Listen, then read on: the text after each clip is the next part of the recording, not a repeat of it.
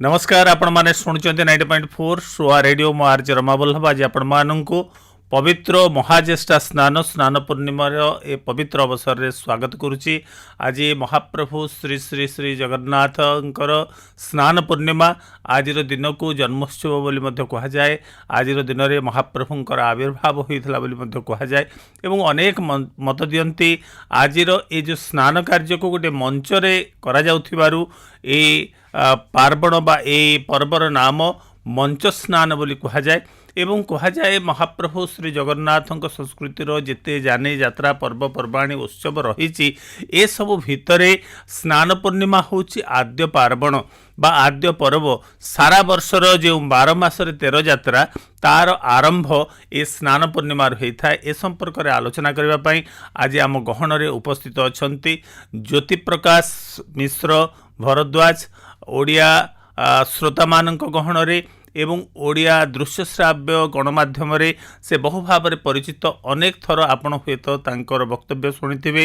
रथयात्रार धारा विवरणी हो बा कौन सी सांस्कृतिक मंच हो बा एक आध्यात्मिक आलोचनार सभा हो सबुठी ज्योतिप्रकाश मिश्र जे कि सर्वाग्रे रही थांती आज आमर सौभाग्य आमे तांको आम स्टूडियो रे पाइचे। आसंतु तांको सहित आलोचना करिबा स्नान पूर्णिमार गुरुत्व एवं तार विधि विधान संपर्क रे।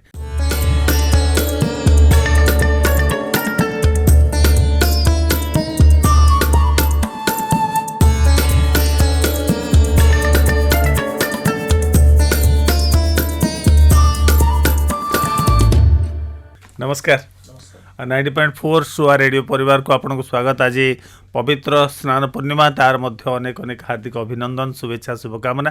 तेरे सर्वप्रथम मो प्रश्नटी पचार चाहिए कहीं गोटे दारू विग्रह मंदिर से रत्न सिंहासन को त्याग करी जहाँकि सर्वसमक्ष बड़दाण्ड को ओह्लई आसती गोटे साधारण भाव गोटे स्नान करने गाधेवाई महाप्रभु मंदिर भर कहीं बाहरिक आसती।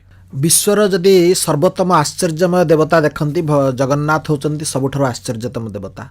एमिति कौन सी जगह नहीं जोठी थरे विग्रह को प्रतिष्ठा करई दे सारिला परे विग्रह आउ थे बाहर को आसती चलती प्रतिमा आसी पारती किंतु विग्रह आसती ना। किंतु जगन्नाथ पाखे से व्यतिक्रम देखा जाए। जगन्नाथ दुईटी पर्व पाई स्नान गुंडीचा एबेनी स्वयं लीला पतित पावन अर्थ देउल बाहर। तेणु ये जो पतित पावन यात्रा उद्देश्य ये देउलू बाहर को आसती आई जो बाहर को आसती जो स्नानर कथा आप पचारे स्नान प्रत्येक दिन प्रभु स्नान करती किंतु प्रत्येक दिन जो स्नान करती से स्नान हूँ दर्पणी स्नान। गोटे दर्पण को आगे रखी दि जाए से दर्पण उपर प्रभुंकर प्रतिबिंब पड़े आउ से प्रतिबिंब को स्नान कर दि जाए। और ये जो साक्षात स्नान ये दिवस टी प्रभुंकर जन्म दिवस बोलिक कहुए। जन्म दिवस ये कहुए ये प्रभु जो प्रथम आराध्य भाव में विराजित होते पुरुषोत्तम क्षेत्र में पुरी रे से दारू विग्रह भासी आसाला दारू भासी आसाला से दारू रे विग्रह तैयारी करा जायतिला।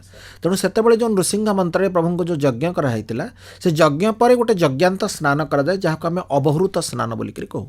तेणु ये स्नान हूँ से अवहृत स्नान। प्रत्येक वर्ष प्रभुंकर जो विग्रह थाए से विग्रह को स्नानादि कर्म सहित तार गोटे यज्ञादि समापन क्रिया करा जाए जो थे कि जीवसत्तार उपलब्धि से कर दि जाए। तेणु ये स्नान तार गोटे अंग। अनेक लोकों भितर गोटे उत्कंठा गोटे जिज्ञासा भी रही जे वास्तविक जेतबले महाप्रभु मंदिर भितर थांती एठी जो शब्दटी व्यवहार करा जाए दर्पणी स्नान एवं बाहर जो स्नान यात्रा दिन जो स्नान हुए प्रत्यक्ष स्नान कहीं महाप्रभुंकर प्रत्येक प्रकार विग्रह जितेबाला मंदिर भितर आम लक्ष्य करूँ शिव मंदिर में शिवलिंग को अभिषेक करा जाए अन्य मंदिर में अन्य जेते सब विग्रह रही समस्त अभिषेक करा जाए किंतु महाप्रभुंकर वार्षिक थरे कहीं प्रत्यक्ष भाव स्नान करा जाए। ये होचंदी दारवीय तनु दारवीय तनु जो अच्छा दारवीय तनु को सबुदिन स्नान करवा संभवपर नुहे कहीं ना ये जो दारवीय तनु बा जो निम्ब काठरे जो प्रस्तुत करा जायछि जो शरीर से शरीर उपर अनेक प्रकार लेप दिया जायछि जेपरिक आपनकर झुणा लाख महू ये सबू को सम्मिश्रित करके गोटे लेप दि जायछि। आ से जो लेप उपर जदि आम सबुदिन पानी ढालिबा तबे से शरीर क्षय हम।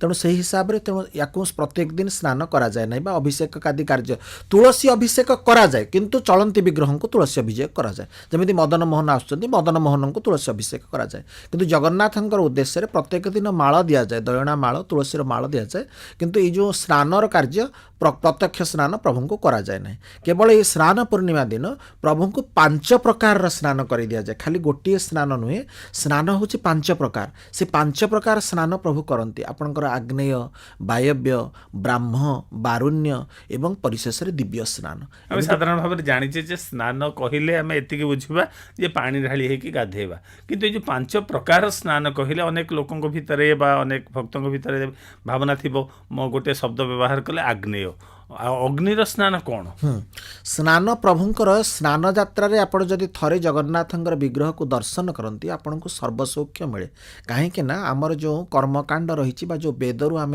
सनातन धर्मर सकल ग्रंथ को आरोहण करके आनीचे से अनुसार देखा गले जो स्नान जो 5 प्रकार स्नान आपन कहूँ आग्नेय स्नान हूँ आरत्रिक स्नान बा कर्पूर सहित बन्ही संयोग करके जो स्नान कर दि जाए ताकू कह जाए आग्नेय स्नान बोलिक आग्नेय पर जो स्नान करा जाए ताको कहते बारुण्य स्नान होची आपाद मस्तक प्रभु ओदा हेबे जमिति मनीष मुंड बुड़े करी गाधाए सेमिति आपाद मस्तक प्रभु को ओदा करा गले ताको बारुण्य स्नान बा बारुणी स्नान बोली करी कहा जाए आ जो ब्राह्म स्नान होची मंत्र स्नान प्रत्येक दिन प्रभु को सही स्नान कर दिया जाए आमे भी ब्राह्म स्नान करती कहीं ना जितेबाला आम कौन कर्मकांड बा कौन पूजा अर्चना आम घरे करती गोटे मंत्र उच्चारण करा जाए अपवित्रो पवित्र बाहा सर्वावस्थांगतो पिबा जस्मरे पुंडरीकाक्षं सर्वाभद्राम से जो मंत्र करा जाए तार अर्थ होचे या प्रभुंकर गोटे ना होचे पुंडरीकाक्ष से पुंडरीकाक्ष नामटी खाली धरिले आपणकर सब प्रकार सूची हो जाए पवित्रकरण हो जाए तापर आम तीर्थ आवाहन करूँ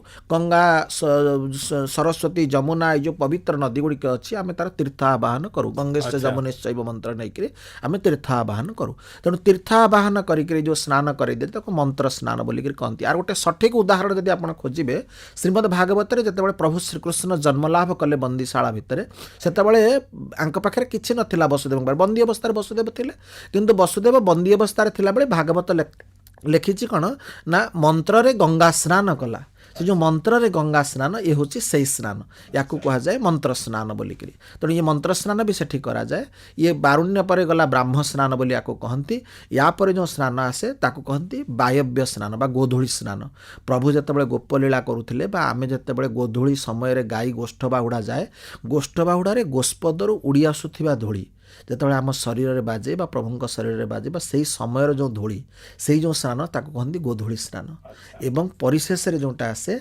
ताको आम कहू कौन ना दिव्य स्नान जहाँ को आम दर्शन करूँ चर्मचक्षुरे देखू प्रभु उद्देश्य तेणु ये 5 प्रकार स्नानर सौख्य आपड़ से गोटे दिन पाती जितेबाला आप कहले जो 5 प्रकार स्नान तेबे महाप्रभु जितेबाला आसती श्रीमंदिर रत्नवेदी ओह्लैक आसती पहंडी होकर आसती एवं जितेबाला तांकर जो स्नान वेदी से बसती सेतेबाला लक्ष्य करा जाए अनेक समय घोषणा करा जाउथाय डाकबाजी जंत्र माध्यम अनेक घोषक मध्य प्रकाश करुथांती जे महाप्रभुंकर दैनंदिन नीति एठू आरंभ हम हाँ मंडप उपर नीति करा जाए हाँ कहीं आम प्रभु टी यात्रा भी भोर दियो ये होचंती कौन ना आमे जेमितिका प्रभुंकर केते गुड़े लीला अच्छी भगवानकर या साधारण भाव में समस्ते बुझा दरकार आजिका दिन में कहीं ये आसीगला द्वाविंशतम शताब्दी आसीगला पिला माने विज्ञान को चलीगले तेणु निहाती भाव में बुझा दरकार ये जथा देवे तथा देही न्याय यांकर प्रत्येकटी कार्यक्रम चले तेणु ये प्रभुंकर कौन हुए ना जो दैनंदिन कार्य गुड़िक सब भितर करा जाउथाय ये प्रभुंकर केते गुड़े लीला अच्छी जो लीला गुड़िक देखंतु गोटे केते गुड़े होचे अति मानवीय लीला जोटा कि मानवर चिंता शक्ति बाहर जमीक आप धरनी मीन अवतार छोटिया मीनटे कमंडल भितर थिला एमिति बड़ है जे समुद्र भितर जगह धरलानी आम चिंता शक्ति बाहर को पड़ जाऊे किंबा बामन अवतार रे प्रभु आसिले गोटे पाताल को चापिदेले आम देखिले पाताल बोलिक आजिका दिन में कौट गोटे पाताल प्रमाण कर अति मानवीय कथा ये गोटे मानवत्तर गलापर आउ गोटे हूँ मानवीय कौन ना प्रभु राम भगवान होते कृष्ण भगवान होते ये सब मानवीय लीला करते जो लीलाटी प्रभु कर मानव बत जमी मनीष परी ଯେମିତି ମଣିଷ ଠିକ୍ ସେଇଭଳି ଭାବରେ ଲୀଳା। ମଣିଷ ସକାଳୁ ଉଠିଲେ ଦାନ୍ତ ଘଷୁଛି, ପ୍ରଭୁ ଦାନ୍ତ ଘଷୁଛନ୍ତି। ମଣିଷ ସକାଳୁ ଉଠିଲେ ନିତ୍ୟକର୍ମ ସମାପନ ପାଇଁ ଗାମୁଛା ପିନ୍ଧୁଛି, ଗାମୁଛା ପିନ୍ଧୁଛନ୍ତି ପ୍ରଭୁ। ତେଣୁ ଏଇସବୁ ଯେଉଁ କ୍ରିୟାଗୁଡ଼ିକ କରାଯାଏ ଏଗୁଡ଼ିକ ସବୁ ସବୁଦିନେ କ'ଣ ହୁଏ ନା ମନ୍ଦିର ଭିତରେ ହୁଏ, ସର୍ବସମ୍ମୁଖରେ ଦେଖିଲା ଭଳିଆ ହୁଅନ୍ତି ମାନେ ହୋଇପାରେନି, ମିଳେନି। ଆଉ ଇଏ ଯେହେତୁ ଯାତ୍ରା ବି ଭର ଦିଅ, ୟାଙ୍କର ସବୁବେଳେ କ'ଣ ନା ଭକ୍ତକୁ ଦେଖିବା ପାଇଁ ୟାଙ୍କ ମନଟା ଭାରି ବ୍ୟାକୁଳ ଥାଏ। ତେଣୁ ଇଏ ଯେତେବେଳେ ଏଇ ଯେଉଁ ଯୋଡ଼ିଏ ଦିନ ପଡ଼େ ଇଏ ଆଉ ଭିତରେ ରହିବାକୁ ଆଉ ପସନ୍ଦ କରନ୍ତିନି। କେମିତି ଟିକେ ଖେଚୁଡ଼ି ଭୋଗ, ସେଦିନ ଆଉ କିଛି ନାହିଁ, କେବଳ ଖେଚୁଡ଼ି ଭୋଗ ଟିକେ, ଖେଚୁଡ଼ି ଭୋଗ ଟିକେ ପାଇଲେ କେମିତି ବାହାରକୁ ଆସିବା ପାଇଁ ବ୍ୟଗ୍ର ହେଇଯାଆନ୍ତି। ପୁଣି କେମିତି ନା ଧାଡ଼ି ପହଣ୍ଡି, ପହଣ୍ଡି ଦୁଇ ପ୍ରକାର ଆପଣ ଜାଣିଛନ୍ତି, ଗୋଟେ ଗୋଟି ପହଣ୍ଡି, ଗୋଟେ ଧାଡ଼ି ପହଣ୍ଡି। ଇଏ ଧାଡ଼ି ପହଣ୍ଡିରେ ଶୀଘ୍ର ଶୀଘ୍ର ପ୍ରଭୁ ଆସିବେ, ଗୋଟି ପହଣ୍ଡି ଟିକେ ବିଳମ୍ବ ପହଣ୍ଡି। ତେଣୁ ଇଏ ଧାଡ଼ି ପହଣ୍ଡିରେ କେମିତି ଆସି ବସିଗଲେ ତାଙ୍କର ସବୁଯାକ କାର୍ଯ୍ୟ ସେଇଠି ସମାପନ ହେବ। ମୋ ଭକ୍ତ ଦେଖନ୍ତୁ, ସେ ଯେମିତିକା ମୁଁ ସେମିତିକା, ଏଇ ଜିନିଷଟିକୁ ସେ ପରିପ୍ରକାଶ କରନ୍ତି। ସ୍ନାନ ପୂର୍ଣ୍ଣିମାର ଯେଉଁ ସେଡ୍ୟୁଲ୍ ବୋଲି ଆମେ କହିବା, ଯେଉଁ ସାରଣୀ ପର୍ଯ୍ୟାୟ ଯେଉଁ କହିବା, ଗୋଟିଏ ପରେ ଗୋଟିଏ ଘଟଣା ଘଟି ଚାଲିଥାଏ ସ୍ନାନ ବିଧିରେ। ଯେତେବେଳେ ଆମେ ଟିଭି ପରଦାରେ ଦେଖୁ ବା ଏହାର ସିଧା ପ୍ରସାରଣକୁ ଲକ୍ଷ୍ୟ କରୁଥାଉ, ଗୋଟିଏ ପରେ ଗୋଟିଏ ଜିନିଷ, ଯେମିତି ଗୋଟିଏ ସିନ୍ ସରିଲା ପରେ ଆଉ ଗୋଟିଏ ସିନ୍ ଆରମ୍ଭ ହୁଏ, ସେ ପ୍ରକାର ଦୃଶ୍ୟ ଗୁଡ଼ିଏ ନାଚି ଯାଉଥାଏ। ଆପଣ ଟିକେ କହିବେ କି ସ୍ନାନ ପୂର୍ଣ୍ଣିମା ଦିନ ବାସ୍ତବିକ ନୀଳକନ୍ଦର ଭିତରୁ ମହାପ୍ରଭୁ ଯେତେବେଳେ ବାହାରନ୍ତି, ତାପରେ କ'ଣ କ'ଣ କାର୍ଯ୍ୟକ୍ରମ ଗୋଟିଏ ପରେ ଗୋଟିଏ? ପ୍ରଥମ ପର୍ଯ୍ୟାୟରେ ପ୍ରଭୁଙ୍କୁ ଗୋଟେ ଡାକ ଦିଆଯାଏ। ଆଚ୍ଛା, ହେ ମଣିମା, ଆପଣ ହେଉଛନ୍ତି ସର୍ବଶ୍ରେଷ୍ଠ ଦିଅ, ଯାହାକୁ ଆମେ ସଂସ୍କୃତ ଭାଷାଟାକୁ ମୁଁ ଆପଣଙ୍କୁ ଓଡ଼ିଆରେ କରିଦେଉଛି। ଆଚ୍ଛା, ଆପଣ ସର୍ବଶ୍ରେଷ୍ଠ ଦିଅ, ଆଜି ଆପଣଙ୍କ ଜନ୍ମତିଥି ଠାକୁରେ, ସିଂହାସନ ରତ୍ନ ସିଂହାସନ ତ୍ୟଜନ୍ତୁ, ତ୍ୟଜନ୍ତୁ ରତ୍ନ ସିଂହାସନ, ରତ୍ନ ସିଂହାସନ ଛାଡ଼ନ୍ତୁ, ଆସନ୍ତୁ ଆଜି ସ୍ନାନ ଉଦ୍ଦେଶ୍ୟରେ ବିଜେ କରନ୍ତୁ ମଣିମା। ଏ ଗୋଟେ ପ୍ରଥମ ଡାକ ଆସେ। ଏଇ ଡାକ ଦିଆସାରିଲା ପରେ ସାଙ୍ଗେ ସାଙ୍ଗେ ପ୍ରଭୁଙ୍କୁ କ'ଣ କରିଦିଆଯାଏ, ଯେଉଁ ଅବକାଶ ନୀତି ଅଛି ସେଥିରେ ପ୍ରଥମ ଗୋଟେ ଖେଚୁଡ଼ି ଭୋଗଟିଏ କରିଦେଇ ମଙ୍ଗଳାରୋପଣ, କାହିଁକିନା ଯେତେବେଳେ ଯାତ୍ରାକୁ ଯିବେ ପ୍ରଭୁଙ୍କର ସବୁବେଳେ ଯାତ୍ରାକୁ ଗଲା ମାନେ ମଙ୍ଗଳାରୋପଣ କରାଯିବ। ମଙ୍ଗଳାରୋପଣରେ ଆମର କେତେ ଗୁଡ଼ିଏ ଦ୍ରବ୍ୟ ଅଛି, ଯାହାକି ଆମର କର୍ମକାଣ୍ଡ ଯୁକ୍ତ ଦ୍ରବ୍ୟ, ଯେମିତିକି ଶ୍ଵେତ ସୋରିଷ ହେଲା, ଦର୍ପଣ ହେଲା, ଏସବୁ ଜିନିଷ ଗୁଡ଼ିକ ମଙ୍ଗଳାରୋପଣର ଦ୍ରବ୍ୟ, ଦଧି ହେଲା, ଏଗୁଡ଼ିକ ସବୁ ଦେଇକରି ପ୍ରଭୁଙ୍କୁ ମଙ୍ଗଳାରୋପଣ କରିସାରିଲା ପରେ ତା ପୂର୍ବ ଦିନରୁ ସେନାପଟା ଲାଗି ହେଇଯାଇଥାଏ। ସେନାପଟା କହିଲେ କ'ଣ ନା ପ୍ରଭୁଙ୍କୁ ଗୋଟେ ବରୁଣ କାଠରେ ବନ୍ଧା କରିଦିଆଯାଇଥାଏ, ଯାହାଫଳରେ କି ଯେମିତି ବିଗ୍ରହ ଉପରେ କିଛି ଆଞ୍ଚ ନ ଆସେ। ସେଇଥିପାଇଁ ପ୍ରଭୁଙ୍କୁ ଗୋଟେ ବ୍ୟବସ୍ଥା କରିଥାଏ, ସେନାପଟା ଲାଗି ହେଇଥାଏ। ଏଇ ଯେଉଁ ଦୈତାପତି ମାନଙ୍କର ପ୍ରବେଶ ଘଟି ସାରିଥାଏ, ସେମାନେ ତାଙ୍କର ଅଙ୍ଗ ଲାଗି ସେବକ, ତେଣୁ ସେମାନେ ତାଙ୍କୁ ନେଇକରି ଆସିବା ଆରମ୍ଭ ହୋଇଯାଆନ୍ତି, ଯାହାକୁ ଆମେ ପହଣ୍ଡି ବୋଲି କହନ୍ତି। ଇଏ ପହଣ୍ଡିରେ ଆସିକରି ପ୍ରଭୁ ବିଜେ କରିବେ କେଉଁଠି ନା ସ୍ନାନ ମଣ୍ଡପରେ। ପୂର୍ବରୁ ଆଗରୁ ଏ ମଣ୍ଡପ ନଥିଲା, ଆଗରୁ କ'ଣ କରାଯାଉଥିଲା ନା ମଞ୍ଚା ସ୍ନାନ ବୋଲିକିରି ୟାକୁ କୁହାଯାଏ, କାହିଁକିନା ମଞ୍ଚା ବନ୍ଧା ଯାଉଥିଲା, ବାଉଁଶରେ ମଞ୍ଚା ବନ୍ଧା ଯାଉଥିଲା ଆଗରୁ। କିନ୍ତୁ ଯେତେବେଳେ ଆମର ଗୋଟେ ଯୋଗ୍ୟ ରାଜା ଆସିଲେ କପିଳେନ୍ଦ୍ର ଦେବ, ସେ ସମୟରେ ବହୁତ କିଛି ପ୍ରଭୁଙ୍କର ମନ୍ଦିରରେ ସବୁ ଉନ୍ନତି ହେଇଥିଲା। ଯେଉଁ ଉନ୍ନତିରେ ଏଇ ଯେଉଁ ଆପଣ ଯେଉଁ ସ୍ଥାୟୀ ମଣ୍ଡପ ଦେଖୁଛନ୍ତି, ଏ ସ୍ଥାୟୀ ମଣ୍ଡପ ପ୍ରତିଷ୍ଠା ନିର୍ମାଣ ହେଇଥିଲା। ତେଣୁ ସ୍ଥାୟୀ ମଣ୍ଡପ ଉପରେ ପ୍ରଭୁ ବସନ୍ତି, ବସିଲା ପରେ ସେଠି ପ୍ରଭୁଙ୍କୁ କ'ଣ କରେ ରୁନ୍ଧା କରାଯାଏ। ରୁନ୍ଧା କହିଲେ କ'ଣ ନା ପାଟ ରସିରେ ଯେଉଁ ମଣ୍ଡପ ପଛରେ ଦେଖିବେ ଗୋଟେ ଗୋଟେ କଣା ଅଛି, ତା ଦେହରେ ପ୍ରଭୁଙ୍କ ବିଗ୍ରହକୁ ବାନ୍ଧି ଦିଆଯାଏ, କାଳେ ହଲିଯିବ ଚଲିଯିବ, କିଛି ଆଘାତ ଲାଗିବ, ତେଣୁ ସେ ଅନୁସାରେ ପ୍ରଭୁ ବନ୍ଧା ହୁଅନ୍ତି, ସେଠି ରୁନ୍ଧା ହୁଅନ୍ତି ବୋଲି କୁହାଯାଏ। ତାପରେ ରୁନ୍ଧା ହେଇସାରିଲା ପରେ ତାପରେ ସେଠି କ'ଣ ହୁଏ ନା ପ୍ରଭୁଙ୍କର ଯେତିକି ଯେଉଁ ନୀତି ଥାଏ, ଆପଣଙ୍କର ଯେଉଁ ଯେମିତିକି ମାର୍ଜଣ ନୀତି ଗୁଡ଼ିକ ସବୁ ଥାଏ, ସେଗୁଡ଼ିକ ସବୁ କରାଯାଏ। ସେସବୁ ସରିଗଲା ପରେ ଜଳ ପ୍ରସ୍ତୁତ ହେଇଥାଏ, ତା ପୂର୍ବରୁ ତାକୁ ଛେକ ପ୍ରସ୍ତୁତ ବୋଲିକିରି କହନ୍ତି। ତେଣୁ ସେ ଜଳ ଗୁଡ଼ିକ ଅଭିଷିକ୍ତ ହେଇକରି ଅଭିଷେକ ହିସାବରେ ରଖାଯାଏ। ଏ ଜଳ ଯେଉଁ ଛେକ ବା ଜଳ ବୋଲି ଯେଉଁ କହିଲେ, ୟାକୁ ମାନେ ଯେଉଁ ରଖାଯାଏ, କୁହାଯାଏ ଅଧିବାସ ଗୃହ ଭିତରେ ରଖାଯାଏ ବୋଲି। এই ଜଳ କୋଉଠୁ ସଂଗ୍ରହ ହୁଏ ଏବଂ କାହିଁକି ଗୋଟେ ଅଧିବାସ ଗୃହ ଭିତରେ ତାକୁ ରଖାଯାଏ? ଅଧିବାସ ଗୃହ ବା ସର ଗୃହ ବୋଲିକିରି ତାକୁ କହନ୍ତି। ସେ ଗୋଟେ ଅସ୍ଥାୟୀ ଗୃହ। ଆଜ୍ଞା, ତାକୁ ସେଠି ରଖାଯାଏ କ'ଣ ନା ଗୋଟେ ପବିତ୍ରକରଣ, ଯେହେତୁ ପବିତ୍ର କାର୍ଯ୍ୟରେ ଲାଗିବ, ତେଣୁ ଗୋଟେ ପବିତ୍ରତମ ଜାଗାରେ ତାକୁ ରଖାଯାଏ। ଆଉ ସଂଗ୍ରହ କରାଯାଏ କେଉଁଠୁ ନା ୟା ପାଇଁ ଆପଣଙ୍କର ସେ ସମୟରେ ଅଚ୍ୟୁତାନନ୍ଦ ହେଉଛନ୍ତି ପ୍ରଭୁଙ୍କର ପଞ୍ଚସଖା ଯୁଗୀୟ ସବୁଠାରୁ ଜଣେ ବଡ଼ ଭକ୍ତ। ଯେଉଁ ପଞ୍ଚସଖା ଭକ୍ତମାନେ ଆସିଥିଲେ ସେଥିରୁ ଅଚ୍ୟୁତାନନ୍ଦ, ପଦ୍ମବନ ହଂସ ବୋଲି ଯାହାକୁ କୁହାଯାଏ। ଅଚ୍ୟୁତାନନ୍ଦଙ୍କ ଭାଷାରେ ଗୋଟେ ଧାଡ଼ି ଅଛି, ସେଇଠୁ ଆପଣ ବୁଝିପାରିବେ। ସେ ଧାଡ଼ିରେ ଲେଖିଛନ୍ତି, ଯେଉଁ ଜଳେ ସୂର୍ଯ୍ୟଚନ୍ଦ୍ର କିରଣ ନ ଦେଇ ସେହି ଜଳ ଆଣିଦିଅ ସ୍ନାନ କର ନେଇ। ମାନେ ଯେଉଁ ଜଳ ଉପରେ ସୂର୍ଯ୍ୟ ଆଉ ଚନ୍ଦ୍ରଙ୍କର କିରଣ ପଡ଼ିନାହିଁ, ସେଇଭଳିଆ ଜଳରେ ମୁଁ ସ୍ନାନ କରିବି। ହୁଏତ ୟାକୁ ଆପଣ ଯଦି ଆଉ ଗୋଟିଏ ଅର୍ଥରେ ନେଇପାରନ୍ତି, ନାରିକେଳ ବା ନଡ଼ିଆକୁ ମଧ୍ୟ ଧରାଯାଇପାରେ, କାହିଁକିନା ନଡ଼ିଆଟେ ଭିତରେ ସୂର୍ଯ୍ୟଚନ୍ଦ୍ରଙ୍କ କିରଣ ଯାଇପାରେ। ଆପଣ କହିପାରିବେ ନଡ଼ିଆରେ ସୂର୍ଯ୍ୟ କିରଣ ପଡ଼େନି, ତେଣୁ ଇଏକୁ ସୂର୍ଯ୍ୟଚନ୍ଦ୍ରଙ୍କ କିରଣ ନ ଯାଉଥିବା ଜଳ ମଧ୍ୟ ନଡ଼ିଆକୁ ଗ୍ରହଣ କରାଯାଏ। ଏବଂ ଏ ଯେଉଁ ଜଳଟି ଯେଉଁଠୁ ଆନିତ ହୁଏ, ମନ୍ଦିରରେ ଶୀତଳା ଦେବୀ ମନ୍ଦିର ବୋଲି ଗୋଟେ ମନ୍ଦିରଟି ଅଛି। ସେଇ ଶୀତଳା ଦେବୀଙ୍କ ଆଗରେ ଗୋଟେ କୂଅ ଅଛି, ସେ କୂଅଟିର ନାଁ ହେଉଛି ସୁନା କୂଅ। ସେ କୂଅଟି କେବେ ବି ଖୋଲା ଯାଏନି, ସାରା ବର୍ଷ ବନ୍ଦ ରହେ। କେବଳ ବର୍ଷକୁ ଥରଟିଏ ମାତ୍ର ସେ କୂଅଟି ଖୋଲାଯାଏ, ଆଉ ସେଇ କୂଅର ଜଳକୁ ଆନୟନ କରାଯାଏ ପ୍ରଭୁଙ୍କର ସ୍ନାନ ନିମିତ୍ତ। ମହାପ୍ରଭୁଙ୍କର प्रत्येक कार्य को जदि आम लक्ष्य करवा एवं प्रत्येक क्रम भितर प्रत्येक शब्द भितर गोटे रहस्य निश्चित भाव में लुचिक रही। सर्वरहस्यम पुरुषोत्तम से देवा न जानते कुत मनुष्य। जिते महाप्रभु स्नान करेंगे सुना कूଅ माने अनेक गेलरे निज पिला को कहती तू सुना पिलाटी सुना पुओटी ये हूँ सुना कूअर कथा। ये सुना कूଅ संपर्क में आपन कौन कहिबे? या जोड़िए जिनस अच्छी गोटे जदि आप इतिहास मतवाद को जानती कपिलेन्द्र देव जने योग्य शासक आमर ओडिशा भूमि जन्म लाभ करते जहाँ समय ओडिशार सीमा आगंगा गोदावरी पर्यंत व्याप्त थिला बोलिक आज भी प्रमाण मिले ऐतिहासिक प्रमाण। से समय कपिलेन्द्र देव बहुत सुना दाक्षिणात्य जय करके आनी से सुना को आनिकी रखा जहाँ को आम आम इंग्राजी भाषा स्टोर बोली कहूचे भंडार बोली कहूचे से जो भंडार बोलिकी जो गर्तटी करते से हूँ सुना कूଅ से भितर सुना से रखी जे प्रभुंक उद्देश्य से गुड़िक विनियोग हम प्रभुंर जो बेश हम कि जहाँ हम कि प्रभुंक उद्देश्य से अर्थरे लगे यही हिसाब से रखा जाता। ये गोटे कारण आउ गोटे कारण कौन ना ये जो प्रभुंकर जो दिन स्नान करा जाए से दिन प्रत्येकटी तीर्थ जल सेटिके आसती आवाहित होती। आगुरी कहुला जहाँ शंकराचार्य मतवाद को जब आप पढ़े अध्ययन करेंगे से गोटे सुवर्ण पात्र रे अभिषिक्त जल अणा जाऊला जमीक आप रामाभिषेक जदि देखिए केतबेले ना आमर अयोध्या जिते रामाभिषेक है राम जो लंकार फेरिक अभिषेक हेले से वशिष्ठ जो चिठा करते लिखा जाता सर्वतीर्थ जल आसो सब तीर्थर जल आसो ठीक सेमती सर्वतीर्थ जल ठीक अणा जाऊला से गोटे सुवर्ण पात्र आणिकी रखिक स्नान करा जाऊला तेणु से सुवर्ण पात्रटी को सेठी रखी दिगला कालक्रमे जहाँफल एबे भी जनश्रुतिर विश्वास अच्छी जे से दिन से कूअरे सबुजाक तीर्थ जल एकत्रित हुंती।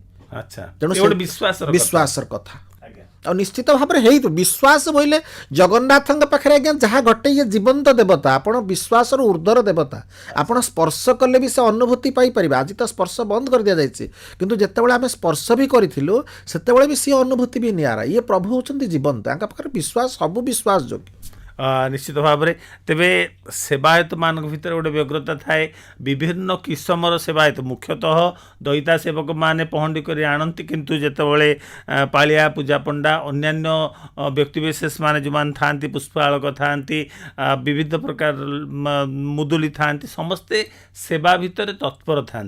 या भितर गजपति महाराजा जे कि महाप्रभुंकर आद्य सेवक तांकर मध्य सेवा रही गोटे छेरा पहरा अनुष्ठित हुई। ये छेरा पहरार लक्ष्य एवं उद्देश्य कौन? आज्ञा आम पिला माने आजिकली मैनेजमेंट पढ़ुछथि ना एमबीए पढ़ुछथि आम पिला माननकु एइठु प्रथम शिखै देबा कथा जो माने आजिका दिन रे एमबीए ग्रेजुएट बा मैनेजमेंट पढ़ुछंती ये जगन्नाथ होचंती सबुठारु बड़ उदाहरण मैनेजमेंट रो मैनेजमेंट जो कोर्स पढ़ुछंती पिला माने एठी सब प्रकार विभागर विभागीकरण रहिछि से भली भाव में गजपति होचंती आद्य सेवक कहीं ना आमे तांकु ठाकुर रजा बोलिक धरि नेछु एथिरे से छेरा पहरा करंती कोन ना निजर गोटे चंडालर वृत्ति एक्चुअली प्रकृत में देखा गले कौन ना ये पहरइबा कार्यटा झाड़ू करवा कार्यटा गोटे सबुठारु निम्न कार्य बोली दि जाए किंतु याकू आम संस्कृति कही जगन्नाथ चेतना कही जगन्नाथ संस्कृति कही ये सबुठु बड़ कार्य कहीं ना गोटे सफा करवा परिष्कार करवा शोधन करवा ये गोटे सबुठु बड़ कथा से आम कर्मकांड अयोध्या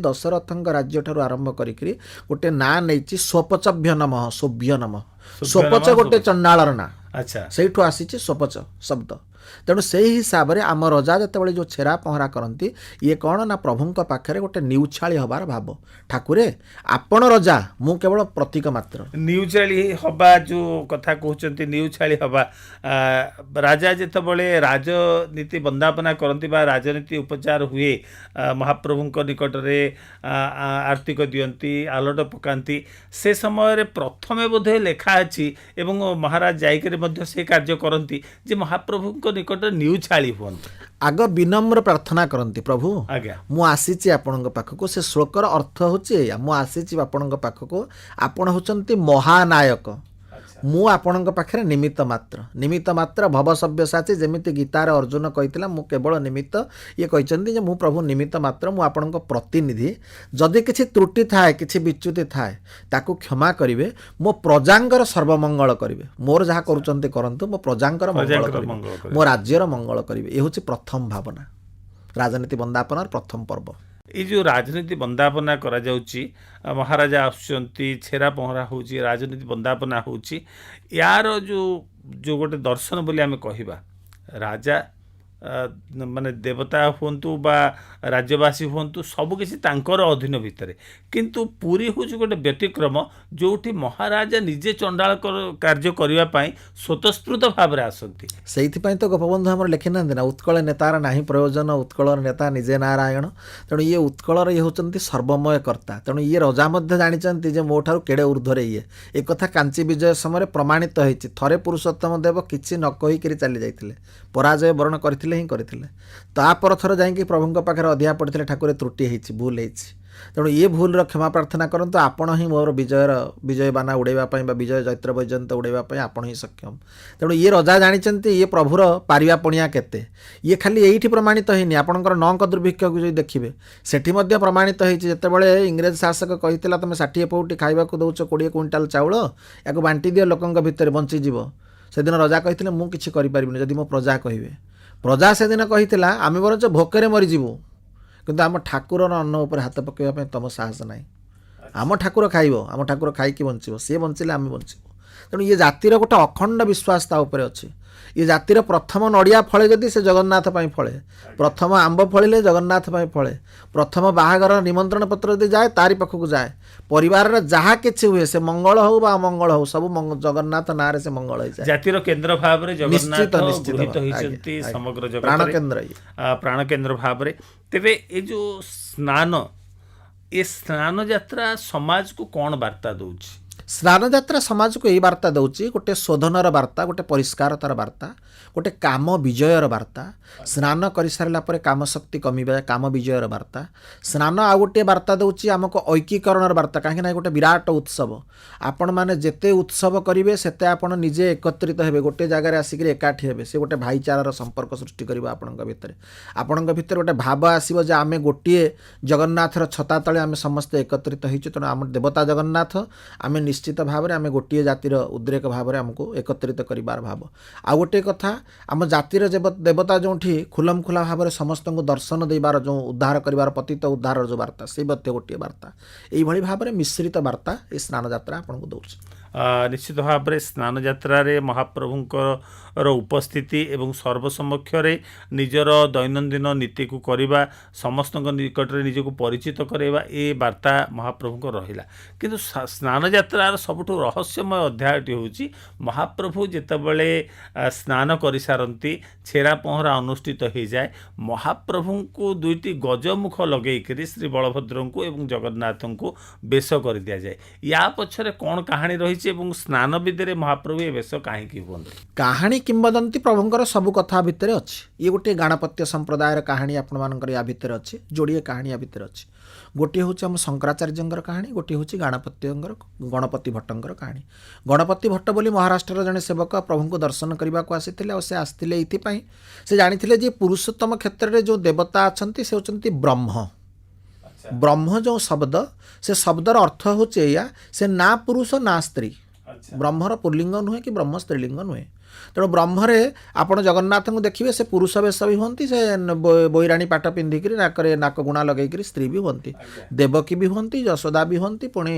कौशल्या भी हमें तेणु यही चिंताधारा भितर ये ब्रह्म एक प्रमाणित होता आ सी जानी गणपति भट्टर या धारणा थिला जे मु ब्रह्म दर्शन रे मुक्ति ब्रह्म जदि दर्शन करदेवी तेज मुक्ति तेणु यही चिंताधारा भितर गणपति भट्ट आसला बेले प्रथम आश्चर्य गणपति भट्ट हेले बाटर जो देखिले जे लोक मैंने फेरी जाउचंती भोग नहीं फेरुंच महाप्रसाद नहीं फेरुंच से पचारे अरे ब्रह्म दर्शन तो मुक्ति पुणी तुम फेरी आस केमती से मैंने कहले तुम जाओ जीवंत ब्रह्म देखियो यांकर आराध्य ठाकुर थे गणपति गणेश तेणु ये चिंता कले जे मु जो देखी जदि ब्रह्म से सब रूप नहीं पार ब्रह्मर तो गोटे रूप ना एक ब्रह्म बहुश्याम नायर सब प्रकार रूप से नहीं पार तेणु मु मो इष्ट को ही दर्शन करी जिते आसिक हुए तो स्तुति करेंगे स्तुति कर सारापर देखिले ना इष्ट देखा जाऊना मन दुख फेरीगले फेरीगला प्रभुंकर ये हूँ श्रीक्षेत्र ये महालक्ष्मी धान अन्नदात्री पड़दात्री जगतर सब गोविंदांग बिहारिणी ये बसी क्षेत्र कहीं के अखिया उपास फेरेनि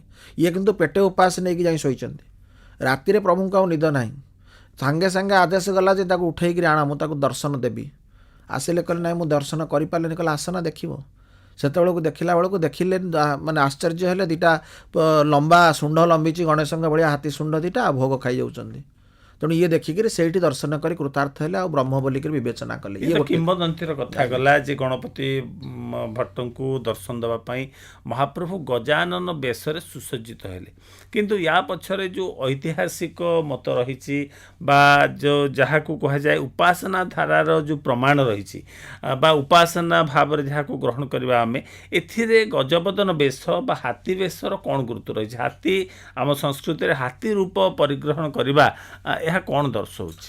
ହାତୀ ରୂପ ପରିଦର୍ଶନର ଏଇଆ ରହୁଛି, ଗୋଟେ ବିଶାଳ ଜୀବ ହେଉଛି ହାତୀ, ଆଉ ଗଣେଶ ହେଉଛନ୍ତି ଗଣଯୁକ୍ତ ଈଶ।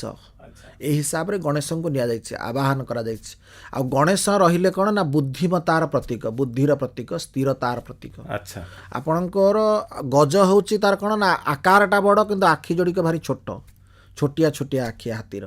ତେଣୁ ତୀକ୍ଷ୍ଣ ବୁଦ୍ଧି ସମ୍ପନ୍ନ ହେବା ପାଇଁ ହେଲେ ସୂକ୍ଷ୍ମ ନୟନରେ ଆପଣ ଦେଖିବେ। ଇଏ ଗୋଟେ ନିର୍ଦ୍ଦେଶ ଆପଣଙ୍କର ଯେଉଁ ହେଉଛି, ଆପଣ ଦର୍ଶନ ଶାସ୍ତ୍ର କଥା କହୁଛନ୍ତି, ଇଏ ଦର୍ଶନ ହେଉଛି ଆପଣ ସୂକ୍ଷ୍ମ ନୟନରେ ସବୁ ଜିନିଷକୁ ଦେଖନ୍ତୁ, ସ୍ଥିର ଚିତ୍ତ ହୁଅନ୍ତୁ, ଆପଣଙ୍କୁ ଜ୍ଞାନର ପରିସୀମା ମିଳିବ। ଇଏ ଗୋଟିଏ କଥା।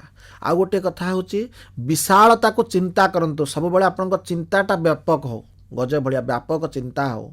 ଚିନ୍ତା ବ୍ୟାପକ ହେଲେ ସେଥିରୁ ସୂକ୍ଷ୍ମତାର ଜିନିଷ ଆପଣ ବାହାର କରିପାରିବେ। ତେଣୁ ଗୌଣ ଚିନ୍ତା ହେଲେ ଆପଣ ସୂକ୍ଷ୍ମତାର ଜିନିଷ ପାଇପାରିବେନି। ତେଣୁ ଇଏ ହେଉଛି ତାର ଗୋଟିଏ ନିର୍ଦ୍ଦେଶ ବା ଦର୍ଶନ ଶାସ୍ତ୍ରର ନିୟମ ବୋଲି ଆପଣ ଧରିପାରିବେ। ନିଶ୍ଚିତ ଭାବରେ ମହାପ୍ରଭୁ ଶ୍ରୀ ଜଗନ୍ନାଥ ବର୍ଷର ଅନେକ ସମୟରେ ଅନେକ ପ୍ରକାର ବେଶରେ ସୁସଜ୍ଜିତ ହୁଅନ୍ତି। କେତେବେଳେ ପଦ୍ମ ବେଶ ହୁଅନ୍ତି, କେତେବେଳେ ନାଗାର୍ଜୁନ ବେଶ ହୁଅନ୍ତି, କେତେବେଳେ ରଘୁନାଥ ବେଶ ହୁଅନ୍ତି ଏବଂ ସୋମବାର ଦିନ ବଳଭଦ୍ର ଭିନ୍ନ ପ୍ରକାର ହରିହର ରୂପରେ ବେଶ ହେଇକରି ସୁସଜ୍ଜିତ ହୁଅନ୍ତି।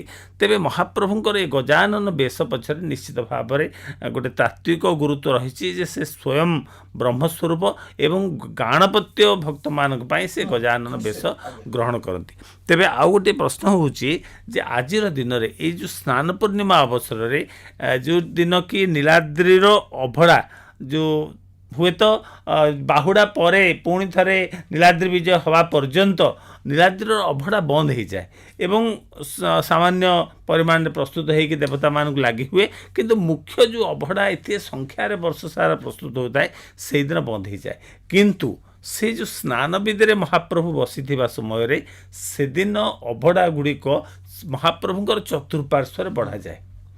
କି ଅନ୍ୟ ସବୁଦିନ ମହାପ୍ରଭୁଙ୍କର ସମ୍ମୁଖ ଭାଗରେ ଯେଉଁଠି ଠାଆ ହେଇଥିବ ସେଇଠି ବଢ଼ାଯାଏ, କିନ୍ତୁ এই ସ୍ନାନ ପୂର୍ଣ୍ଣିମା ହେଉଛି ତାର ଗୋଟିଏ ବ୍ୟତିକ୍ରମ ଯେଉଁଠି ଚାରିପଟେ ବଢ଼ାଯାଏ। ଏହାର ଲକ୍ଷ୍ୟ ଏବଂ ଉଦ୍ଦେଶ୍ୟ କ'ଣ? ସେ ଯେଉଁ ବେଶଟି କରିଦିଆଯାଏ, ଯେଉଁ ଗଜ ବେଶ କରିଦିଆଯାଏ, ଥୋର ପାହାଡ଼ ଲମ୍ବେଇକିରି ଖାଇବେ ବୋଲିକିରି, କାହିଁକି ନା ଇଏ କ'ଣ ହେଇଥିଲା, ୟାର ଗୋଟିଏ କିମ୍ବଦନ୍ତୀ ବି ରହୁଛି। ଶଙ୍କରାଚାର୍ଯ୍ୟ ନିଜେ ତାଙ୍କର ଭାଷ୍ୟରେ ଲେଖିଛନ୍ତି ଯେ ଶଙ୍କରାଚାର୍ଯ୍ୟ ଯେତେବେଳେ ଆଦି ଶଙ୍କରାଚାର୍ଯ୍ୟ ନିଜେ ଆସିଥିଲେ ସେ ଭାବୁଥିଲେ ଏଇ ଯେଉଁ ଖାଦ୍ୟ ଗ୍ରହଣ ଉପରେ ତାଙ୍କର ଟିକେ ଭରସା ବିଶ୍ୱାସ ନଥିଲା। କାହିଁକିନା ଆମ ଦିଅ ଖାଇବା ଦିଅ, ଅଲଗା ଯେଉଁ ଜାଗାକୁ ଆପଣ ଯାଆନ୍ତୁ କୋଉଠି ଟିକେ ଶୁଖିଲି ଭୋଗ, ସେ ଚିନି ଗୁଳି ଟିକେ ଇଏ ହେଉଛି ଭୋଗ। ଆମ ଦିହର ସବୁ ପ୍ରକାର ଭୋଗ, ସେ କଷା ପିତା ମିଠା ସବୁ ଭୋଗ ଏଠି ମିଳିବ। ସେ ଏଇଟାକୁ ପ୍ରଚୁର ପରିମାଣରେ ସେ ଏଇଟାକୁ ବିଶ୍ୱାସ କରୁନଥିଲେ। ସେ ଭାବୁଥିଲେ କ'ଣ ଗୋଟେ ଏମିତି ସବୁବେଳେ କହୁଛନ୍ତି ଏ ଭୋଗ ଲାଗିବ ସେ ଭୋଗ ଲାଗିବ, ସେଇଟା ତାଙ୍କର ବିଶ୍ୱାସ ହେଉନଥିଲା। ସେଇଦିନ ସେ ଶୟନ ଯାଇଛନ୍ତି, ତା ପୂର୍ବ ଦିନ ହଠାତ୍ ଦେଖିଲେ ଗୋଟେ ବିରାଟ ବଡ଼ ଥୋଡ଼ ପାହାଡ଼ ଲମ୍ବିଛି, ହାତୀର ଏକରେ ଶୁଣ୍ଡ ଲମ୍ବିଛି, ସେ ଚାରିଆଡ଼କୁ ବିସ୍ତୃତ କରିକି ଖାଉଛି ଖାଦ୍ୟ। ଇଏ ସେଠୁ ହଠାତ୍ ଚମକି ପଡ଼ିଲେ, କହିଲେ ନାଇଁ ଭୁଲ ହେଇଗଲା ପ୍ରଭୁ, ମୋର ଭୁଲ ହେଇଯାଇଛି ବୋଲି ନିଜେ ନିଜ ଭୁଲକୁ ସ୍ୱୀକାର କଲେ। ତେଣୁ ସେଇଦିନଠାରୁ ସେ ଯେଉଁ ଚତୁର୍ଦିଗରେ ଭୋଗ ଲାଗିବାର ରହିଲା ଏବଂ ଚତୁର୍ଦିଗକୁ ବିସ୍ତାର କରିକି ପ୍ରଭୁ ଖାଦ୍ୟ ଗ୍ରହଣ କରିବେ। ଇଏ ହେଉଛି ଗୋଟେ ପରମ୍ପରାର କଥା। ଆଉ ଗୋଟେ କଥା, ଏତେ ଜନ ସମାଗମ ହେଇଛି, ମୋ ଜାଗାରୁ କେହି ଖାଲିରେ ନ ଫେରୁ, ମୋ ପ୍ରଭୁର ଚିନ୍ତାଧାରା, ଇଏ ଗୋଟେ ବାସ୍ତବିକ ଚିନ୍ତାଧାରା। ଆଉ ଏଥିରେ କ'ଣ ନା ସର୍ବଧର୍ମ ସମନ୍ୱୟର ଯେଉଁ ଭାବଧାରା, ସମସ୍ତଙ୍କୁ ମୁଁ ସମାନ ଭାଗରେ ବାଣ୍ଟିକିରି ଦେବି, ସମସ୍ତେ କିଛି ନା କିଛି ପ୍ରସାଦ ମୋର ପାଇକିରି ଯିବେ, ଏଇ ହେଉଛି କଥା। ନିଶ୍ଚିତ ଭାବରେ ପ୍ରଚୁର ପ୍ରସ୍ତୁତ ହୁଏ ପ୍ରସାଦ ଏବଂ ମହାପ୍ରଭୁଙ୍କର ସେଦିନ ପଣସ ବି ବହୁତ ପରିମାଣରେ ଦିଆଯାଏ, ପଣସ ଭୋଗ ବି ବହୁତ ଦିଆଯାଏ। ଏଇ ଯେଉଁ ଖରାଦିନର ପଣସ ଭୋଗ ଦିଆଯାଏ ଏବଂ ଯେହେତୁ ମହାଜ୍ୟେଷ୍ଠା ସ୍ନାନ, ଜ୍ୟେଷ୍ଠ ପୂର୍ଣ୍ଣିମାରେ ସ୍ନାନ ଅନୁଷ୍ଠିତ ହୁଏ, ସେଦିନ ମହାପ୍ରଭୁ ଖରାଦିନିଆ ଫଳ ଖାଆନ୍ତି, ତା ସହିତ ବିଭିନ୍ନ ପ୍ରକାର ପ୍ରସାଦ ଖାଆନ୍ତି ଏବଂ ତାପରେ ଯାଆନ୍ତି। କିନ୍ତୁ ଏଇଠି ଅନେକଙ୍କ ମନରେ ହୁଏତ କିଛି କିଛି କଥା ଶୁଣିଲା ପରେ ଟିକେ ମନ ସାନ୍ତ୍ୱନା ମିଳେ, କିନ୍ତୁ ହୁଏତ ଅନେକ ଲୋକ ଅଛନ୍ତି ଯେଉଁମାନେ ଆଜି ବି ଆଶ୍ଚର୍ଯ୍ୟ ଯେ ମହାପ୍ରଭୁଙ୍କର ଯେତେବେଳେ ସ୍ନାନ ଉତ୍ସବ ଶେଷ ହୋଇଯାଏ ବେଦୀରେ, ତାପରେ ମହାପ୍ରଭୁ ଗୋଟି ପହଣ୍ଡିରେ ଫେରନ୍ତି ଏବଂ ମହାପ୍ରଭୁ ଆଉ ନୀଳକନ୍ଦର ସେଇ ରତ୍ନ ସିଂହାସନ ଉପରକୁ ଯାଆନ୍ତି ନାହିଁ। ମହାପ୍ରଭୁ ସ୍ୱତନ୍ତ୍ର ଭାବରେ ଅଣସର ଗୃହରେ ରୁହନ୍ତି। ଏ ଅଣସର ନୀତି କ'ଣ, ଅଣସର ଗୃହ କ'ଣ ଏବଂ ଏ ଅଣସର ଗୃହରେ ମହାପ୍ରଭୁଙ୍କର ଅବସ୍ଥାନ କରିବାର ଲକ୍ଷ୍ୟ ଏବଂ ଉଦ୍ଦେଶ୍ୟ କ'ଣ? ଅଣସର ନୀତି ବିରୁଦ୍ଧରେ କ୍ଷମା କରିବେ, ସେ ନୀତିଟି ଯଦି ବି ଆମେ ଜାଣିଛୁ ନୀତି ବିଷୟରେ ସବୁ କିଛି, କିନ୍ତୁ ସେ ହେଉଛି ଗୁପ୍ତ ସେବା ବା ଗୁପ୍ତ ନୀତି, ତାକୁ ପରିପ୍ରକାଶ କରିବାଟା ଠିକ୍ ନୁହେଁ। ନିଶ୍ଚିତ ଭାବରେ ଅଣସର ହେଉଛି ଏଇଆ, ମୁଁ ଆପଣଙ୍କୁ ପ୍ରଥମରୁ କହିଛି, ଯଥା ଦେବେ ତଥା ଦେହି, ଏଇ ନ୍ୟାୟ। ଆମକୁ ଯଦି ଆମ ମା ଗାଧେଇ ଦିଏ, ଯଶୋଦାଙ୍କ ଯେତେବେଳେ କୃଷ୍ଣଙ୍କୁ ଗାଧେଇ ଦେଉଥିଲେ ପ୍ରଥମ, କୃଷ୍ଣ ନିଜେ ସ୍ୱୀକାର କରିଛନ୍ତି ଉଦ୍ଧବ ଆଗରେ, ଉଦ୍ଧବ ମୋ ମା ମୋତେ କିଛି ମନ୍ତ୍ରତନ୍ତ୍ର ଜାଣେନି, ଖାଲି ପାଣି ଟୋପେ ଧରେ କହି ତତେ ମନ୍ତ୍ର ସ୍ନାନ କରେଇଦେବି। ମୁଁ ଜାଣିଛି ମୋ ମା କିଛି ମନ୍ତ୍ର ଜାଣେନି, କିନ୍ତୁ ମୁଁ ପଚାରେ ମୋ ମା ମନ୍ତ୍ର ଜାଣିଛୁ? ହଁ ମନ୍ତ୍ର ପଢ଼ି ସାରିଲୁ? ନା ହଁ ପଢ଼ି ସାରିଲି କହିକିରି ପାଣି ଛିଞ୍ଚି ଦିଏ। ମା ଆଉ ତ ଗାଧେଇଲିନି, ନା ଜ୍ୱର ହେବ? ବେଶୀ ଗାଧେଇଲେ ଜ୍ୱର ହେବ, କାହିଁକିନା ମୁଁ ସେତେବେଳେ ବୁଲିବାଲିକିରି କାଶିଥାଏ ଖରାରୁ, ତେଣୁ ସେଇ ପାଣି ଟୋପେ ଛିଞ୍ଚି ଦେଇକିରି ମୋ ମା ଗୌଡ଼ୁଣୀ କିଛି ଜାଣେନି, କିନ୍ତୁ ପାଣି ଛିଞ୍ଚିକିରି ମୋତେ ମନ୍ତ୍ର ସ୍ନାନ କରେଇଦିଏ। ଆଉ ଉଦ୍ଧବ ସେ ସ୍ନାନରେ ମୁଁ ଯେଉଁ ସାନ୍ନିଧ୍ୟତା ଲାଭ କରିବା, ଯେଉଁ ଆନନ୍ଦ ଲାଭ କରେ, ସେଭଳି ଆନନ୍ଦ ବୋଧେ ମୁଁ ଜଗତରେ ଆଉ କେଉଁଠି ଲାଭ କରେନି। ତେଣୁ ଇଏ ଗୋଟିଏ ବାତାବର୍ତ୍ତ ହେଉଛି କ'ଣ ନା, ଆମେ ଯଦି ବେଶୀ ପାଣି ଢାଳି ହେଉ ଆମକୁ ଜ୍ୱର ହୁଏ ବା ଦେହରେ ଉଷ୍ମତା ଆସେ। ତେଣୁ ପ୍ରଭୁଙ୍କର କହିବାର କଥା ହେଉଛି ଯେ ମୁଁ ଯଦି ଯଥା ଦେବେ ତଥା ଦେହି ନ୍ୟାୟରେ ସ୍ନାନ କରିଛି, ତେଣୁ ମୋ ଦେହରେ ଉଷ୍ମତା ଆସିବ। ତେଣୁ କାହା ସାଙ୍ଗରେ ପୁଣି ରହିଛି ନା ସେଇ ଅଙ୍ଗାଙ୍ଗୀ ସେବକ, ଯିଏ ଆପଣଙ୍କର ଆଦି ସେବକ ଭାବରେ ଯେଉଁ ବିଶ୍ୱାବସୁ ବଂଶଧର ଥିଲେ ସେମାନେ। ସେ କାହିଁକିନା ବହୁ ମନ ଦୁଃଖରେ କହିଛି, ଯେତେବେଳେ ପ୍ରଭୁଙ୍କର ସବୁ ସେବା ବାଣ୍ଟି ହେଇଯାଇଛି, ଶେଷରେ ବିଶ୍ୱାବସୁ ପାଖକୁ ପ୍ରଭୁ ଚାହିଁଛନ୍ତି, ପଚାରି ଦେଇଛି ବିଶ୍ୱାବସୁ ଆଉ ମୋ ପାଇଁ କ'ଣ ଅଛି? ମୁଁ ତ ବଣରେ ଫଳମୂଳ ଦେଉଥିଲି, ମୁଁ ତ ମନ୍ତ୍ର ଜାଣିନଥିଲି, ତେଣୁ ବୋଧହୁଏ ମୋ ପୂଜା ତୁମକୁ ଭଲ ଲାଗିଲାନି। ପ୍ରଭୁ କହିଛନ୍ତି ନା, ସେ କଥା ତୁ ଭାବେନା, ତୁ ମୋର ବଂଶଜ, ତୋରି ପାଖରୁ ମୋର ଜନ୍ମ ହେଇଛି, ତୁ ମୋର ଆଦିକର୍ତ୍ତା, ତତେ ମୁଁ ସବୁ ଦେବି, ତୁ ମୋ ଅଙ୍ଗସଙ୍ଗ ସେବକ। ତେଣୁ ତାରି ପାଖରେ ରହିବା ପାଇଁ ପ୍ରଭୁଙ୍କର ଭାରି ମନ। ତେଣୁ ରହିବାର ଯେଉଁ ମନାଭିଷ୍ଟ ଅଛି, ସେଥିରେ କ'ଣ ନା ଜ୍ୱର ହେଲେ ଟିକେ ହାତ ମୋଡ଼ ଘୋଷିଦେବ, ଟିକେ ସବୁ ସେଇଭଳିଆ ସେବା ସେମାନେ ପୁରା ସେବା କରନ୍ତି। ଆଉ ଭୋଗ କ'ଣ ନା, ଚକଟା ଭୋଗ, ସବୁ ଯାକ ଫଳ ଫଳ ଯାହା ଯିବ, ସେ କିଛି ବାହାରକୁ ବାହାରିବନି, ଏତିକି ମନେ ରଖିଥାନ୍ତୁ। ଏ ଗୋଟିଏ ସେବା ଭିତରେ ଗୋଟିଏ କଥା ମୁଁ ଆପଣଙ୍କୁ କହୁଛି, ଯାହା ଆପଣ ଦେଇଦେବେ ଅଣସର ପିଣ୍ଡିକି ବା ଅଣସର ତାଟ ଭିତରକୁ ଯାହା ଯିବ, ସେ ବାହାରକୁ ବାହାରିବନି, ସେ ସେମିତି ରହିବ ତା ଭିତରେ। ସରିଲା ପରେ ସେ ତାକୁ ଫପଡ଼ା ଫପଡ଼ି ଯାହା ହବ, କିନ୍ତୁ ସେ ଆଉ ଅନ୍ୟ ଦିନେ ବାହାରିବନି, ମାନେ ମଝିରେ କିଛି ଜିନିଷ ତା ଭିତରୁ ବାହାରକୁ ବାହାରିବନି, ଯାହା ଗଲା ରହିଲା ଭିତରେ। ସେ ସେଇ ଚକଟା ଚକଟି ହେଇକରି ସେଇ ଭୋଗ ଖାଇବେ, ସେ ପଣା ପିଇବେ, ତା ଭିତରେ ଗୋଟେ ଆନନ୍ଦ ଭାବରେ ସେ ରହିବେ ତାଙ୍କ ପରିବାର ବର୍ଗ ସହିତ। ବହୁତ ବହୁତ ଧନ୍ୟବାଦ ଆପଣଙ୍କୁ, ଆପଣ ଆସିଲେ ଆମ ଷ୍ଟୁଡ଼ିଓରେ ଉପସ୍ଥିତ ରହି ସ୍ନାନ ପୂର୍ଣ୍ଣିମାର ଗୁରୁତ୍ୱ ଏବଂ ତାର ତତ୍ତ୍ୱ ସମ୍ପର୍କରେ ବିଶଦ ଭାବରେ ଆଲୋଚନା କଲେ। ବହୁତ ବହୁତ ଧନ୍ୟବାଦ। ନମସ୍କାର। ମହାପ୍ରଭୁଙ୍କର ଏ ଯାତ୍ରା ହେଉଛି ସ୍ୱୟଂ ବିଗ୍ରହଙ୍କର ଯାତ୍ରା। ମହାପ୍ରଭୁ ନିଜେ ଯାତ୍ରାକୁ ଆସନ୍ତି। ଦୁଇଟି ଯାତ୍ରା, ଗୋଟିଏ ଯାତ୍ରା ହେଉଛି ରଥଯାତ୍ରା ଏବଂ ଆଉ ଗୋଟିଏ ଯାତ୍ରା ହେଉଛି ସ୍ନାନ ଯାତ୍ରା, ଯେଉଁଠି ସ୍ୱକାୟା ନେଇ କୌଣସି ପ୍ରକାର ଅନୁସରଣ ନଥାଇ, କୌଣସି ପ୍ରକାର ଆଜ୍ଞା ନଥାଇ ମହାପ୍ରଭୁ ନିଜେ ହିଁ ଆସିଥାନ୍ତି। ସେ ଯାତ୍ରାର ଯେଉଁ ଆରମ୍ଭ ଏ ସ୍ନାନ ଯାତ୍ରା, ଏ ସ୍ନାନ ଯାତ୍ରା ସମ୍ପର୍କରେ ଆଜି ଆମେ ସବିଶେଷ ବିବରଣୀ ପାଇଲେ। ତେବେ ଆଜିର କାର୍ଯ୍ୟକ୍ରମକୁ ଏଇଠି ରଖୁଛୁ। ମହାପ୍ରଭୁ ଶ୍ରୀ ଜଗନ୍ନାଥ ସମସ୍ତଙ୍କର ମଙ୍ଗଳ କରନ୍ତୁ, ଏ କାମନା ସହିତ ଆଜିର କାର୍ଯ୍ୟକ୍ରମକୁ ଏଇଠି ଶେଷ କରିବା। ବିଦାୟ ଦିଅନ୍ତୁ। ନମସ୍କାର। ଆପଣ ଶୁଣୁଛନ୍ତି 90.4 ସୋଆ ରେଡିଓ।